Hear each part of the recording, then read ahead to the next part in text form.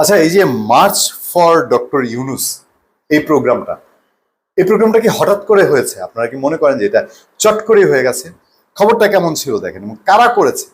দুনিয়া কলেজ এক সময়ে বিএনপির যারা শিক্ষক নেতা তাদের একজনের একদম সাংঘাতিক একটা ঘাঁটি ছিল।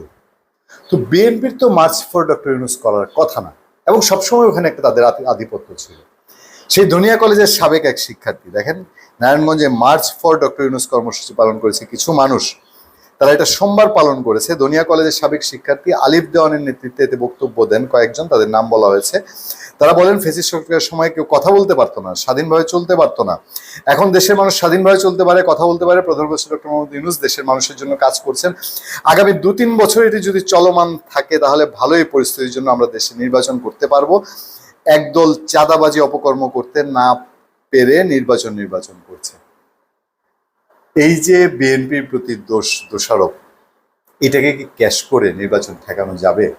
আর বিএনপিকে এটা বুঝতে পেরে এখন মরিয়া হয়ে নেমেছে। আর এই যে মার্চ ফর ডক্টর ইউনূস, এখানে পয়সা করি কে দিচ্ছে? এই জিনিসগুলো কি একটু বিবেচনা হিসাবে আসতে পারে না?